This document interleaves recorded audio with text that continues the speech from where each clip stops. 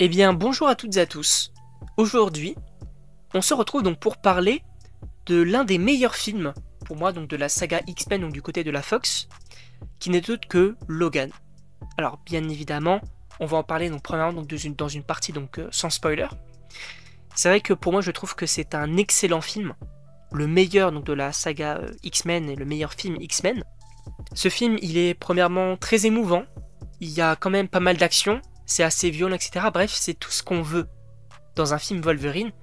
Et là où les deux premiers films, donc concernant Wolverine, n'étaient pas forcément incroyables, ils n'étaient pas pour moi mauvais, mais ils n'étaient peut-être pas à la hauteur. Là, je trouve que premièrement, on a totalement respecté le personnage et qu'on lui a offert le film qu'il méritait. Maintenant, donc, on va rentrer donc, dans une partie un petit peu plus spoiler.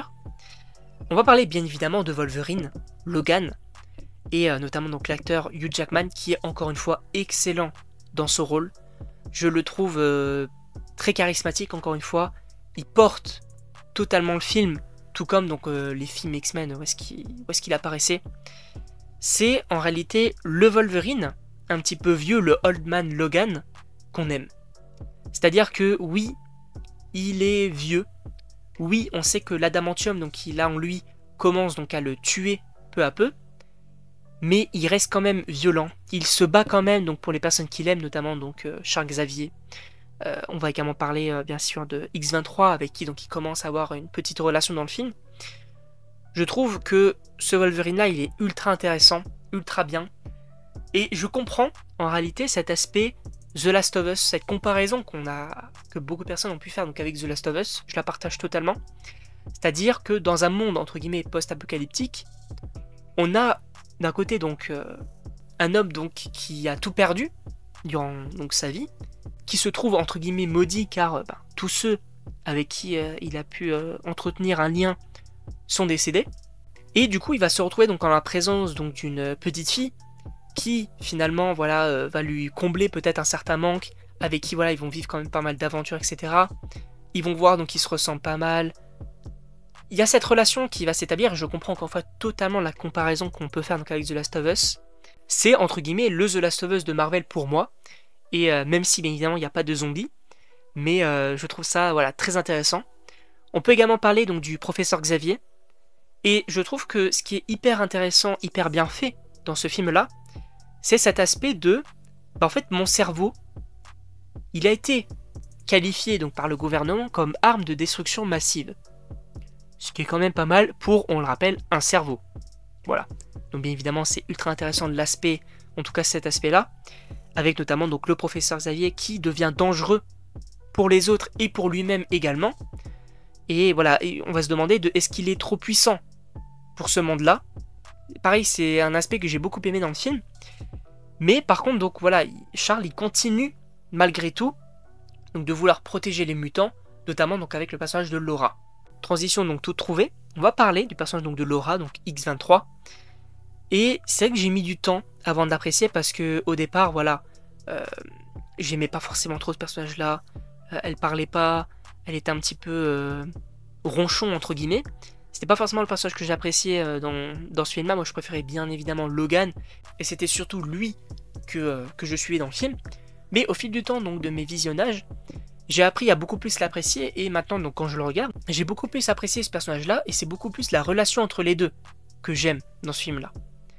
Notamment bien évidemment l'aspect fille de Wolverine. Alors ce n'est pas réellement sa fille, c'est juste donc voilà des scientifiques donc ont récupéré l'ADN de Wolverine pour en faire donc une soldat. Et je trouve ça pareil ultra intéressant de voilà en fait on se ressemble, tu me fais penser à moi étant plus jeune. Voilà, il y a cette relation. Et encore une fois, c'est hyper intéressant. Et on peut également parler donc de la jeune version de Wolverine. Et c'est vrai que moi je trouve que c'est l'image entre guillemets parfaite du Wolverine sauvage. Et donc avec cet aspect animal de Logan. Puisque oui, on n'arrête pas donc de rabâcher entre guillemets donc dans les films X-Men que Logan n'est qu'un animal, qu'on devrait le dresser, etc. Et là c'est totalement ce qui s'est passé en fait. C'est un jeune Logan avec qui du coup ben voilà il a même pas... il ne parle même pas, c'est juste en fait un animal, on lui dit de tuer telle personne, il va la tuer. Et par ailleurs, donc il fait un massacre. Et je trouve que voilà, c'est hyper intéressant, bien évidemment que le Logan qu'on a dans le film n'est pas à la hauteur face à ce à ce jeune Logan, à cette jeune version de lui-même. Et donc bien évidemment tout ça je trouve hyper intéressant, sachant que donc on peut également revenir sur ce monde post-apocalyptique, puisque oui, tous les X-Men sont morts. Donc il y a déjà cet aspect-là que je trouve hyper intéressant, puisque oui, à la fin donc, de Day of Future Past, on disait ah ben tout est bien qui finit bien, tout le monde est de retour, etc. Et bah, concernant la suite, on apprend que tout le monde est mort. Alors oui, ça se passe bien après, mais voilà, tout le monde est malheureusement décédé. Il ne reste plus grand monde, même plus beaucoup de mutants, beaucoup plus d'humains. Et voilà, il y a encore une fois cet aspect-là que je trouve hyper bien fait. C'est vraiment... En fait, j'aime vraiment beaucoup ce film. Je l'apprécie énormément. Et, bien évidemment, on va parler de la fin. Oui, j'ai pleuré. Et c'est surtout maintenant, en réalité, donc, que je me suis fait la saga, que l'émotion monte, parce que voilà, avant, donc, quand je regardais le film Logan, je vais pas vous mentir, je me faisais pas tous les films X-Men donc, qui donc, se déroulaient avant. Là, le fait est que je me suis fait toute la saga, j'ai appris donc à redécouvrir cette saga, et bien évidemment donc le personnage principal, en tout cas l'un des personnages principaux, donc qui n'est autre que Wolverine. Et là pour le coup j'ai vraiment adoré, et bien évidemment l'émotion est montée là quand j'ai vu mourir. Je me suis dit putain, là je me suis fait la saga et je le vois mourir. Alors bien évidemment on va le revoir et j'ai extrêmement hâte dans le film Deadpool et Wolverine, même si donc c'est une autre version. Mais voilà, l'émotion est toujours aussi présente. Et voilà, il y a également la musique que j'ai trouvé plutôt bonne, plutôt intéressante, la réalisation toujours pareil, très bien. Donc voilà, moi je ne sais pas ce que vous en pensez donc, de ce film-là. J'ai encore une fois adoré. Et bien évidemment, c'est pour moi le meilleur film de la saga donc X-Men du côté de la Fox. N'hésitez pas à me dire donc, dans les commentaires ce que vous en pensez. Et donc moi il ne me reste plus qu'à vous dire à la prochaine pour une prochaine vidéo.